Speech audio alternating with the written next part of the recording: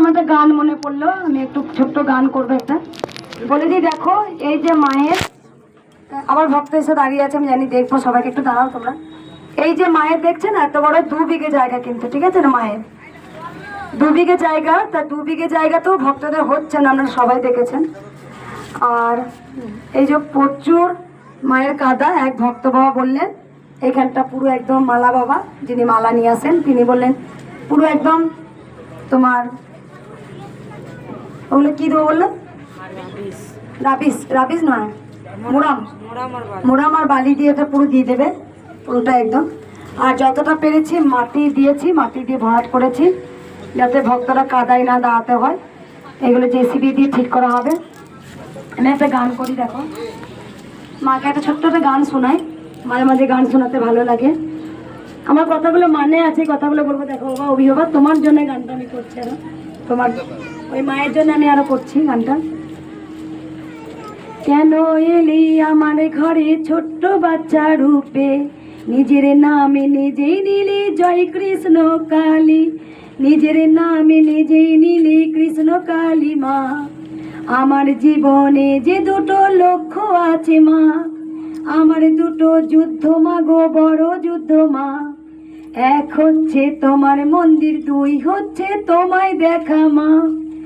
আমাকে কি দায়িত্ব দিলে মা গো মা, শুধু মা গো আড়াল থেকে কথা বললে মা। কৃষ্ণ কালী মা গো তুমি শুধু মা গো, আড়াল থেকে তুমি শুধু কথা বললে মা। আমার জীবনে মা গো দুটো আশা আছে মা গো, আমি শেষ বয়সে তোমায় দেখে যাব। আর একটা বড় আশা, তোমার মন্দির হবে, তোমার স্থানে এসে কেউ খুব তাড়াতাড়ি মনস্কামনা যে পূর্ণ হয়। আর কোনো ভক্ত মা গো তোমার আশায় বসে থাকে মা। কবে তুমি কৃপা করবে, কবে তুমি কৃপা করবে। কারণ এমন এমন ভক্ত আছেন যারা এসেই মিরাকেল পায়, আর কেউ আবার মায়ের জন্য অপেক্ষায় বসে থাকে, কারণ তারা জানে যে কৃষ্ণকালী মা ঠিক তাদের দেবে। এমন এমন ভক্ত আছে 1 বছর পর পেয়েছে, এমন কোন ভক্ত আছে সঙ্গে সঙ্গে পেয়েছে। মা যে তার লীলা করেন, মা যে বুঝিয়ে দেন, ওরে আমি আছি থাকবো চিরকাল। শুধু তোরা ভক্তি ভরে মাকে তোরা ডাক, মাও যে তোদের পরীক্ষা যে নেয়। কোন মায়ের সন্তানকে খুব তাড়াতাড়ি কৃপা করেন, আবার মা কাউকে যে পরীক্ষা নেয়। যে ডুবাবে সেই তুলবে, যে ডুবাবে সেই তুলবে, শুধু মায়ের নাম জপ করো গো, আর মাকে ভক্তি ভরে ভালোবাসো গো। কোন ভক্ত খুব তাড়াতাড়ি মিরাকেল পেয়েছেন, আবার এমন এমন ভক্ত আছে যারা এখনো পাননি। মাও তাদের পরীক্ষা নিয়ে দেখে ভালোবেসে কিনা। তাই সকল ভক্ত মায়ের কাছে ধৈর্য ধরে থাকে, তারা আশায় পরিপূর্ণ হয়ে থাকে যে একদিন ঠিক মায়ের কাছে গেলেই পাবো। আজ না হয় কাল যে কৃষ্ণ কালী মা দেবেন, তাদের মনস্কামনা মা যে পূর্ণ করবেন। তারা সেই বিশ্বাস, সেই ভরসা নিয়ে কৃষ্ণকালী মায়ের কাছে বারবার ছুটে আসেন। তারা জেনে গেছে আজ না দিক কাল দেবে, কাল না দিক পরশু দেবে।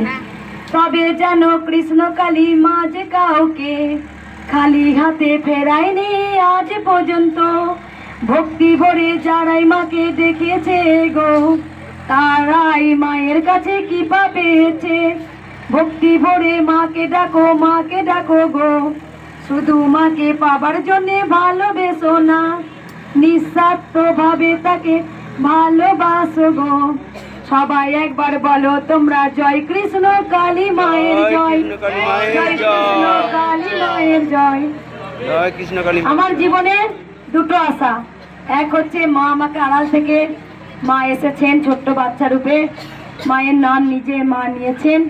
আমার দেখো, আমার যেমন একটা খিদে আছে, যেমন ব্রহ্মময়ী মা তুমি কে, যে তুমি আমার কাছে এলে, আমার মনের মন্দিরে এলে। এক হচ্ছে আমার দুটো যুদ্ধ, এক হচ্ছে মায়ের মন্দির, আর দুই হচ্ছে আমার মা কেমন, আমি মাকে একবার দেখে যাব। সবসময় মাকে বলতাম, আচ্ছা মা, বামা ক্যাপা পরমহংসদেব তোমাকে তোমার তোমার ছেলে হয়েছে, আমি মেয়ে বলে কি আমি তোমার কোনো কৃপা পাবো না মা? আমি নারী বলে কি আমি তোমার কোনো সন্তান নই? তা কলিযুগের কৃষ্ণকালীর কন্যা মা স্বীকৃতি দিয়েছেন। তাই বারবার ভক্তদের বলি, অনেকে মা পরীক্ষা নেই, কেউ ধৈর্য আরো হবে না অভিভাবক, এটাই আমার বলার। কেউ ধৈর্য ধরে, ওই বাবারা দেখো সন্তান একমাত্র প্রদীপ ক্যান্সারে আজকে জর্জরিত, সেখানে বাবার সন্তান অনেকটা ভালো আছে, তাই বাবা মাকে আজকে প্রদীপও দিয়েছেন। তাই আমি ভক্তদের বলবো, শুধু মাকে ভালোবাসুন, মাকে কিছু পাওয়ার জন্য নয়, নিঃস্বার্থ। আর যারা গোবিন্দকে পাওয়ার জন্য ভালোবাসবেন তারা জীবনে কিচ্ছু পাবেন না। গোবিন্দকে ভালোবাসতে জানতে হয়। যখন তুমি ভাববে আমার থেকেও আমার কেউ দুঃখিনী আছে, তারা কেউ দুবেলা খেতে পারে না, তাদের পায়ের দুটো পরার জুতো নেই, আমাদের তো মাথার উপরে ছাদ আছে। আমরা যখন অতিরিক্ত সুখী হয়ে যাই তখন আমরা সুখটাকে নিতে পারি না, তখন আমরা আরো সুখের নেশায় ঘুরে বেড়াই।